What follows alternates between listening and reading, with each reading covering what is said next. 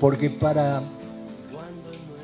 que haya igualdad, para que haya justicia social, obviamente se requieren recursos. Obviamente se requiere que el gasto público equilibre en la mayor medida de lo posible los ingresos de la población. ¿De dónde puede obtener los recursos el gasto público? De tres fuentes. Una es la recaudación de impuestos, otra es el endeudamiento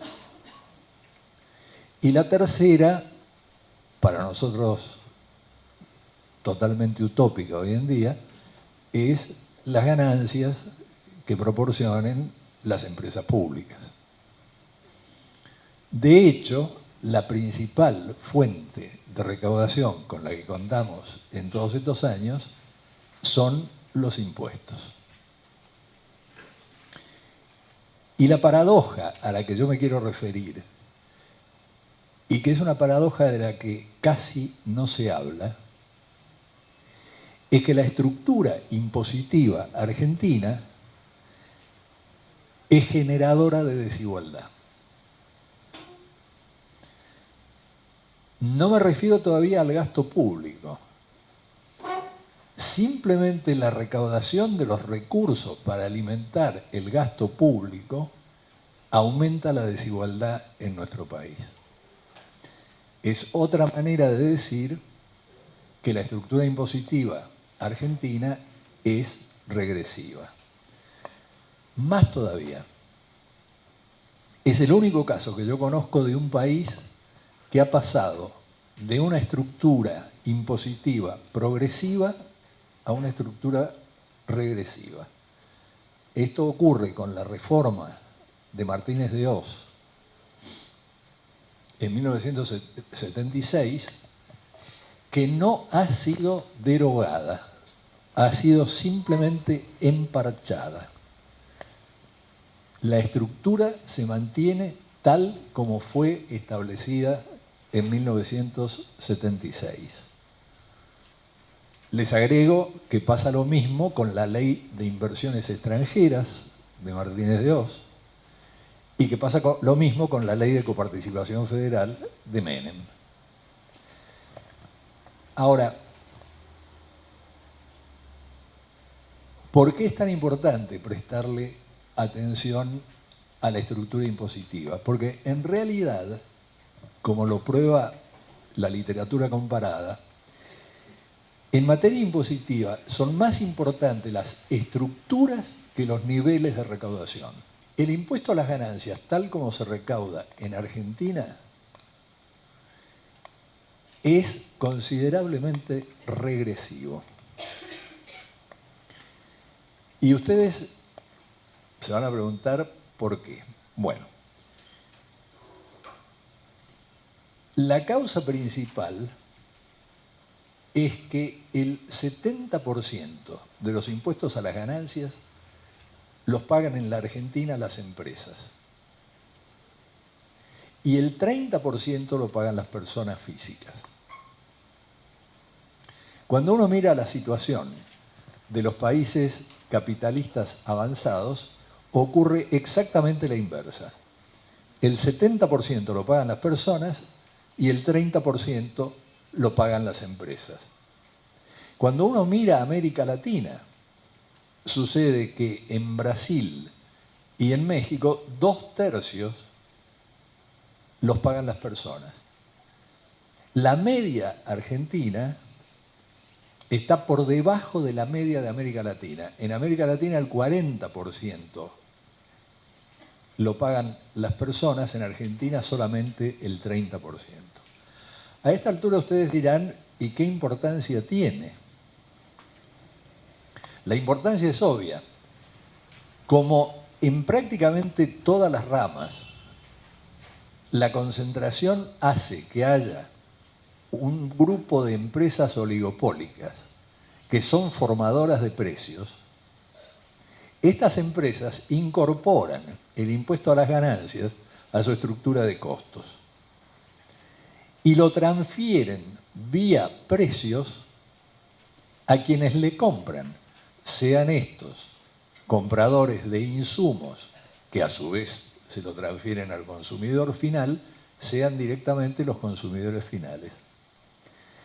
Por eso reputados tributaristas como Gómez Sabaini dudan que en Argentina el impuesto a las ganancias pueda considerarse un impuesto directo, porque con esta estructura buena parte del impuesto es indirecto, y los impuestos indirectos son los impuestos regresivos.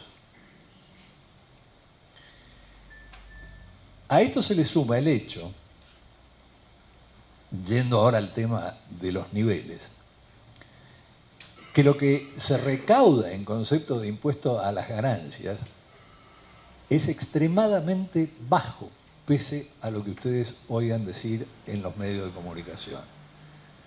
En general oscila entre un 5, 5,5% del PBI. En los países capitalistas desarrollados se cobra 3 veces más de impuesto a las ganancias.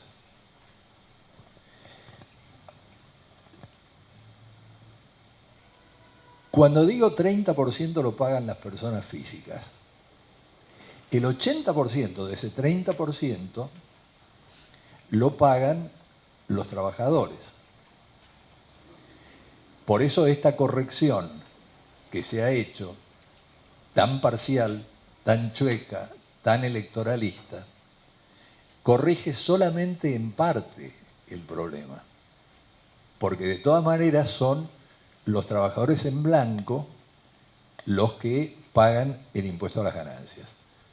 Por supuesto que hay que modificar las alícuotas, por supuesto que los que ganen más de 40, 50 mil pesos deben pagar este impuesto a las ganancias.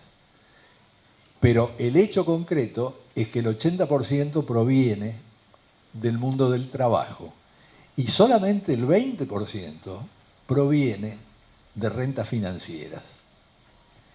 La corrección que se ha hecho ahora da risa, porque en verdad, como ustedes saben ya mejor que yo, porque están en el día a día de la cosa, al no gravar la compra-venta de títulos que cotizan en bolsa, es bastante marginal esta presunta forma de gravar las rentas financieras.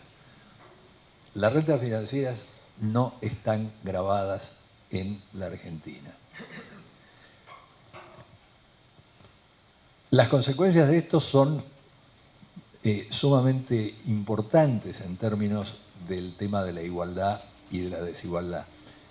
Sobre todo si se le suman a esto dos cuestiones no menores. Una es la evasión. La evasión del impuesto a las ganancias, salvo en el caso de ese 80% del 30%, o sea, de ese 24% que proviene del trabajo y entonces se lo descuentan, y voy a hacer una observación sobre esto, la evasión es del 50% de la recaudación potencial del impuesto a las ganancias. Y digo, y voy a hacer una observación sobre esto porque hay muchos empresarios que retienen pero no pagan. ¿No es cierto? Entonces es el peor de los mundos. Junto con el problema de la evasión está el problema de la elusión. Elusión significa eludir el pago del impuesto de manera legal.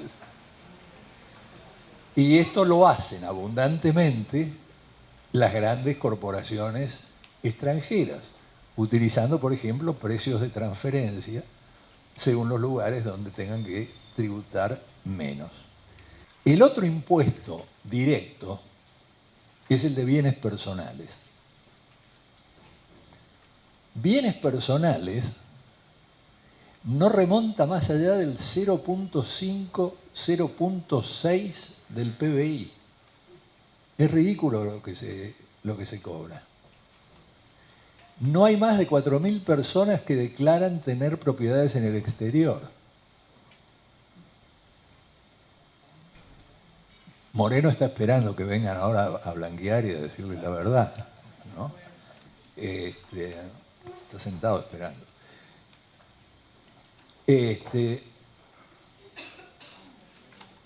El otro impuesto que contribuiría a esta masa es el impuesto inmobiliario, que también es muy bajo. Tampoco supera el 0,5% del PBI. ¿Cómo se nutre el presupuesto nacional? Bueno, un componente fundamental es el IVA. El IVA equivale, en promedio, al 10% del PBI. Solamente el IVA implica el doble de recaudación que ganancias y bienes personales. Pero al IVA le tienen que agregar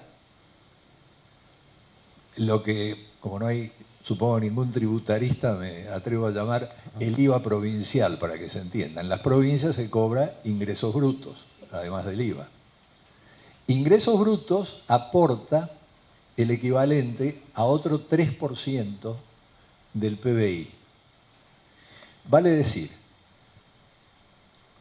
pese a la evasión que existe, porque la evasión del IVA, a su vez, es tan grande, que hay cálculos que indican que si esta evasión se redujera a los niveles que tiene en Chile, se podría bajar la alícuota entre 6 y 8 puntos.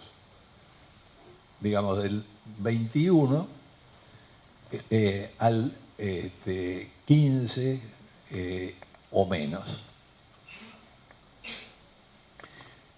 Pero digo, si ustedes toman estos típicos impuestos indirectos que gravan al consumidor, resulta que por ellos se recauda el doble de lo que se recauda por ganancias, por bienes personales, por impuesto inmobiliario y por exenciones.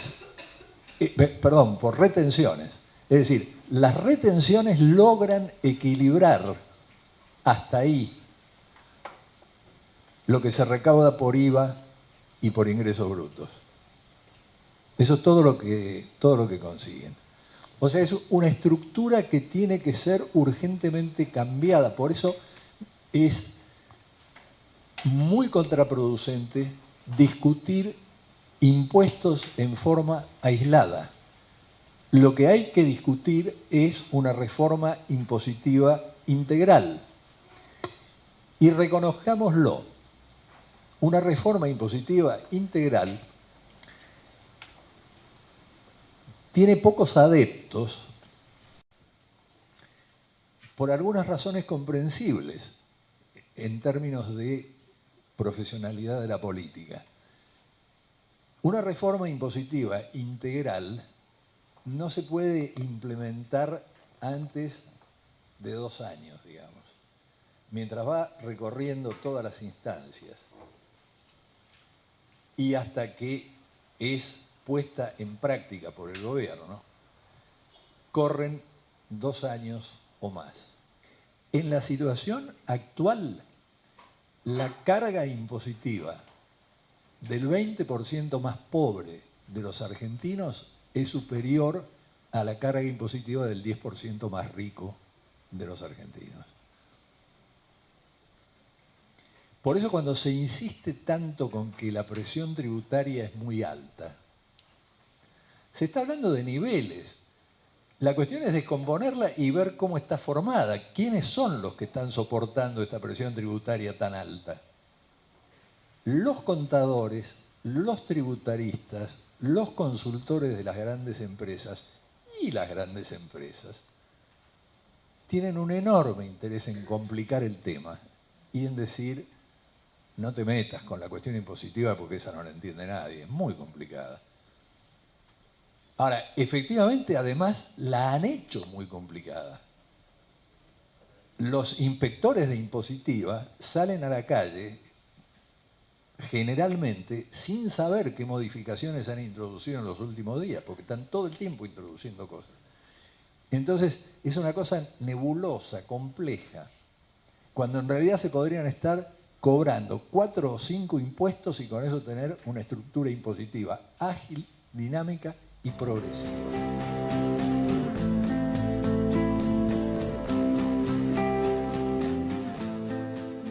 Para las reflexiones que les proponía acerca de capitalismos y democracias.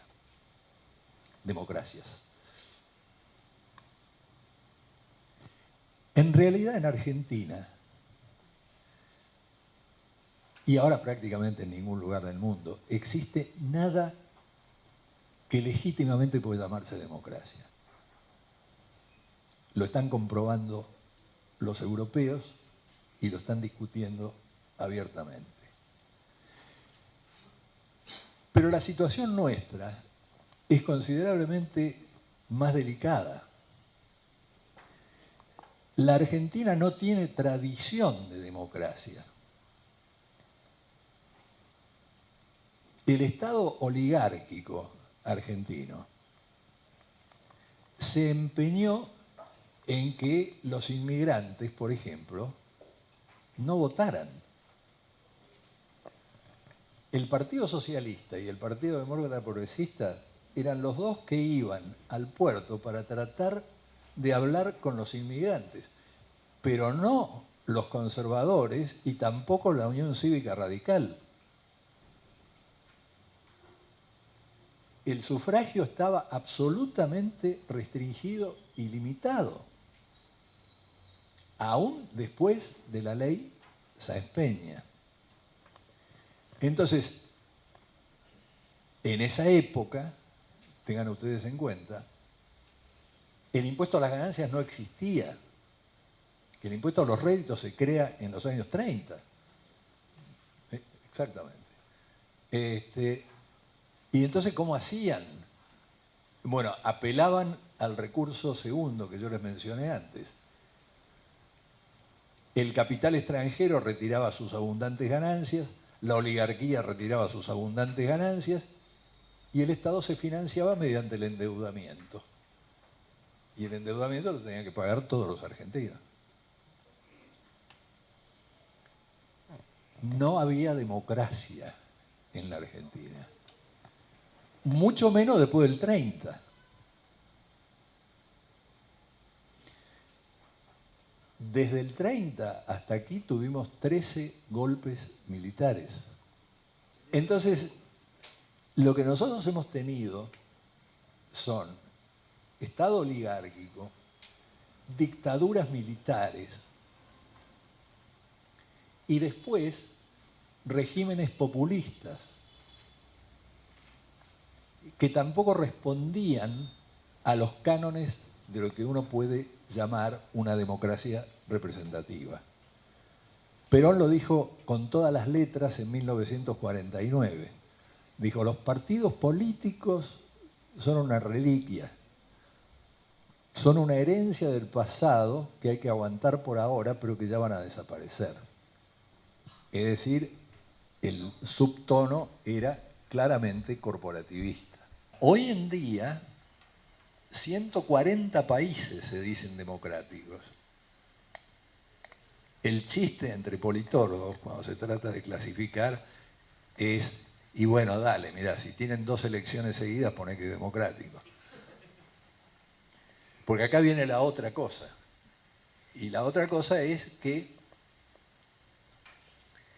la palabra misma, democracia, es una palabra polisémica, es una palabra ambigua, que se usa para designar por lo menos 2 cosas que son distintas. Una es la renovación periódica a través del voto de las autoridades. Y otra es la vida en común, la vida de una comunidad. ¿Cómo vive la sociedad? Si vive democráticamente o vive soportando medidas que se toman autoritariamente. Argentina vive intentos de democratización, procesos de democratización que se truncan, se distorsionan.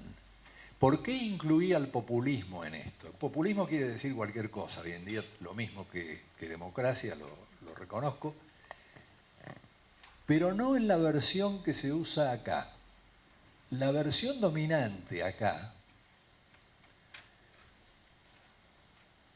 es la versión según la cual el pueblo tiene reivindicaciones muy heterogéneas, que van desde las reivindicaciones de género hasta las reivindicaciones salariales, ecológicas, bueno, todo tipo de reivindicaciones. Estas reivindicaciones tan heterogéneas deben ser transformadas en equivalentes para poder ser acumuladas, porque si no, quedan compartimentalizadas. ¿Y quién las puede transformar en equivalentes? Un líder o una líder. Ese líder se transforma de esta manera en la voz del pueblo, porque es quien condensa esta pluralidad heterogénea de reivindicaciones. Por lo tanto, quien critique los actos de este líder está criticando a la voz del pueblo. Y la idea de patria, antipatria, no es antojadiza. Es una construcción que otra vez depende de las creencias. Y las creencias son de este tipo no democrático al que me estoy refiriendo.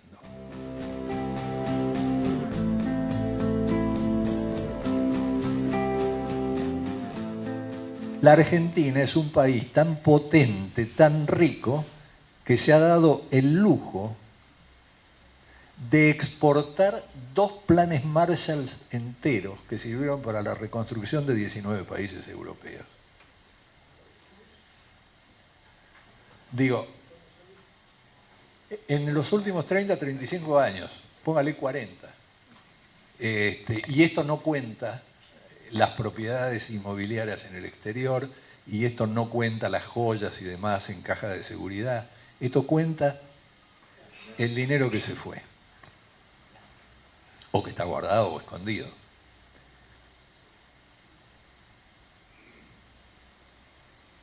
...2007, 2012, eso lo saben todos ustedes. La fuga de capitales en la Argentina fue de 80.000 millones de dólares.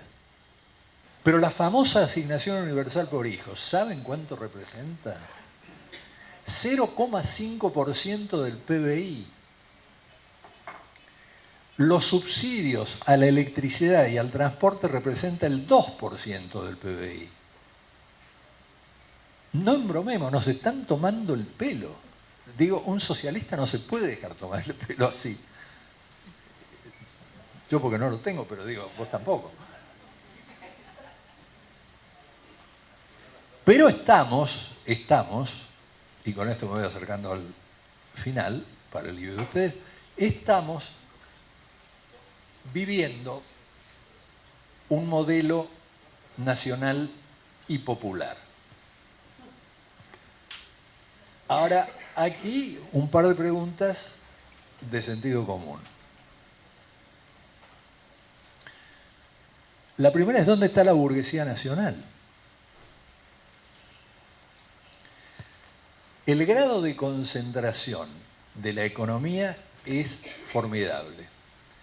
200 grandes empresas dan cuenta del 30% del total de la producción argentina. 200 grandes empresas. Ahora, ¿qué pasa con estas 200 grandes empresas? Uno diría, bueno, tienen una gran burguesía nacional. Pero pasa que la mayoría de estas empresas son extranjeras. Los niveles de extranjerización han aumentado en esta década de una forma espectacular. 1990, de las 200 empresas, 56 eran extranjeras. 2001, 92 eran extranjeras. 2010, 115 son extranjeras. Y dan cuenta del 60% de la facturación de esas 200 grandes empresas. 7 corporaciones controlan el 85% de las exportaciones agrarias. 70 empresas extranjeras dan cuenta del 50% de las exportaciones totales de Argentina.